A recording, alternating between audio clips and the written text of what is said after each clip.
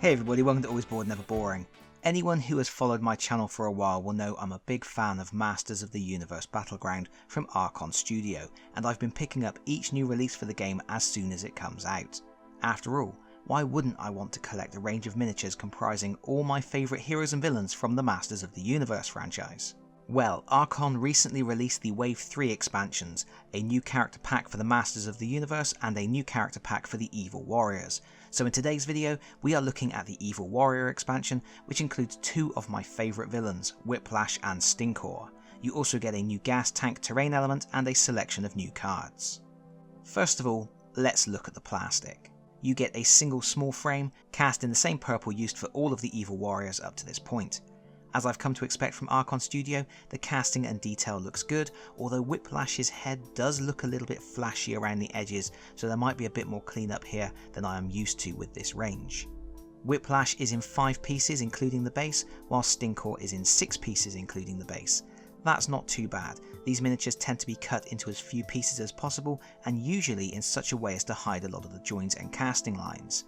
The scenic bases look great, and I love Whiplash's spear. I think they've done a great job of capturing the look of the accessory from the action figure I remember from my childhood. The gas tank terrain element is a single piece covering 2 hexes. It just needs snipping out and painting.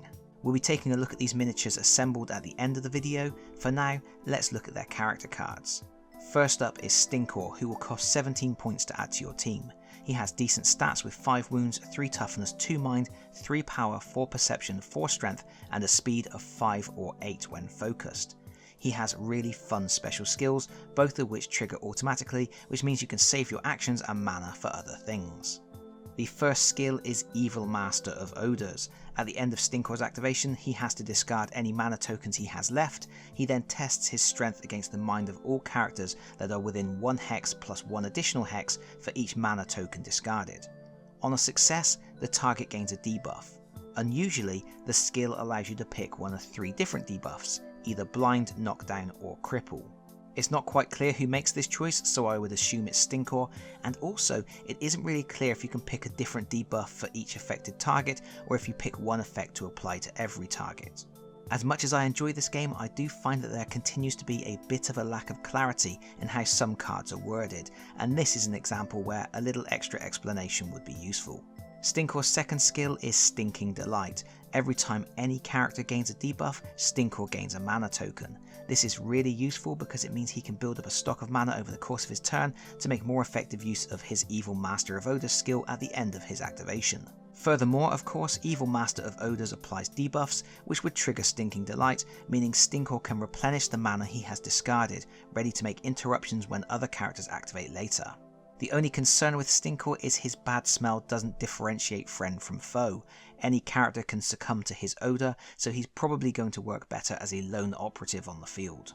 His basic equipment is the Stink Gun, which costs an additional 3 points. It becomes more powerful as he gains mana tokens and can also apply the blind debuff, which works very nicely with Stinkor's special skills. Our second character is Whiplash, who is a bit of a bruiser and costs 19 points to add to your team.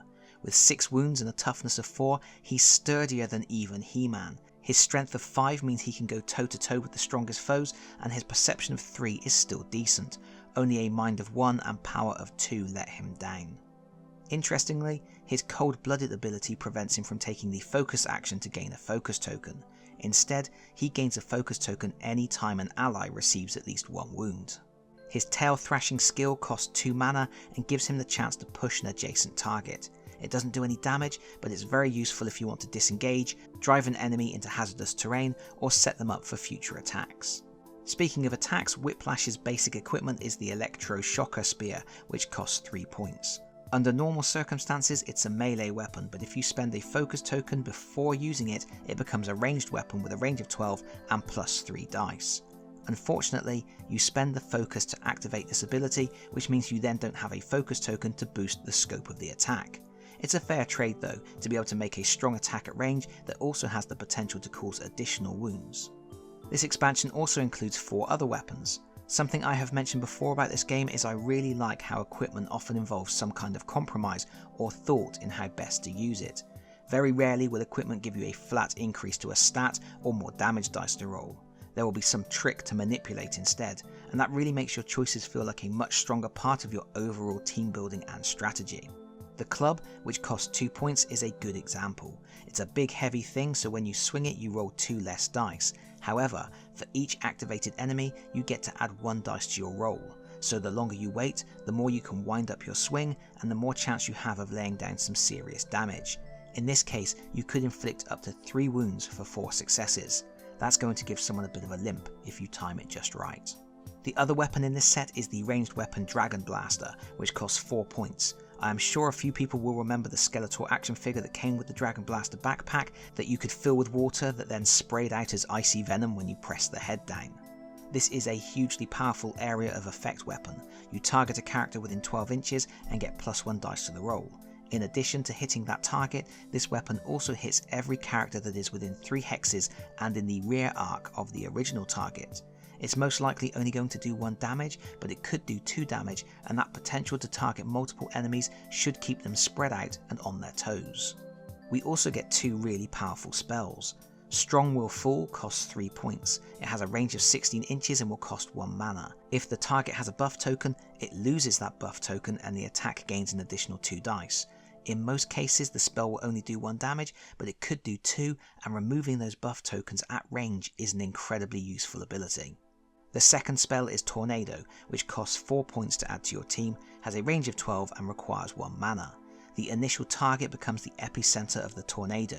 You then make your power test with +1 dice against all characters within 4 hexes of that target. The spell will pull those secondary targets towards the primary target and may inflict a wound as well. This is an immensely powerful spell, capable of grouping up multiple enemies ready for a big area of effect attack. It would combo really well with something like the Dragon Blaster. Next up, there are 3 new trinkets and 1 new piece of armor. The armor is a leather jerkin which costs 1 point. If the wearer is attacked by an enemy making an interruption, the wearer gains 1 dice for their defense test. The Book of Living Spells is fantastic considering it only costs 1 point. It's a really good choice for Stinkor or anyone else who finds it easy to accrue mana. Normally a character can only have a maximum of 5 mana tokens, but with the Book of Living Spells they are allowed to have 2 additional mana. The Grey Skull Reliquary is a free item, but that's because it's a high risk, high reward item. It inflicts a wound every time the wearer activates, but also grants a focus token. This is an interesting trade-off and works well in army builds where you have characters that benefit from taking wounds or other characters taking wounds. For example, Beastman gets stronger when he takes wounds, while Whiplash becomes focused when an ally takes a wound, so you can see how the Reliquary could be useful when working with those types of characters. The final trinket is the gas tank, which costs 2 points. You dispose of this item to place the gas tank terrain piece within 12 inches. Characters within 3 hexes in line of sight of the tank can only be activated normally if they use a Fate or Glory card with an initiative of 5 or lower. If they use any other card, the stats of the card change to 1 action point, 0 mana and no bonuses. It's a handy way to ensure you get to activate first in a round, or at the very least minimise what other characters can do when they activate. Finally, the expansion has 3 new Fate cards and 1 new Glory card. The Fate cards work well with the characters in this set. The first gives an extra action and mana token to a character with a debuff token, which is useful if Stinkor has been hitting allies with his vile odour. 1 inflicts a wound on the activating character but then lets them make a free melee attack. The third prevents the target from being pushed or pulled. The Glory card grants 2 action points and 3 mana, and 10 victory points if 2 different characters, friend or foe, receive at least 1 wound. Play this card to activate a character who is wearing the Grey Skull Reliquary and you are already halfway there. You then only need to inflict 1 more wound on someone to bag those valuable points. And that's it for the contents of this expansion. Before I give my final impressions, let's see the miniatures assembled. Here's Stinkor. I have to say I didn't like this miniature so much when I saw pictures of it, but now it's all put together, I like it much more. It's a strong stance firing his stink gun. I wish he was doing something a bit more defensive with his shield, but the wide open post should make it pretty easy to paint. The detail is good overall and it went together easily. There were quite a lot of visible mould lines and some of the lines were over textured fur areas, which is always a pain. So this one did take a little while to clean up, but the end result is good. It's not one of my favourite miniatures in the range by a long shot, but it's still good. Whiplash was a little easier to clean up, and the way he went together disguised most of the joins and mould lines. It's a good strong pose, and as I mentioned before, I love the spear. The tail is also very good and it gives the miniature a real sense of dynamic movement. Again, it's not one of my favourite miniatures in the range, but that's an incredibly high bar. Finally, we have the gas tank. This was a single piece kit, so it was very easy to cut out and clean up. It's a good size, chunky and heavy, which is always good with terrain elements as you don't want them to keep toppling over or moving. Overall, I would say 3 really nice miniatures, and Archon Studio continue to do excellent work with the range. So what do I think of this expansion? I think it's on par with the other character packs really. It has 2 of my favourite villains, so that's a plus.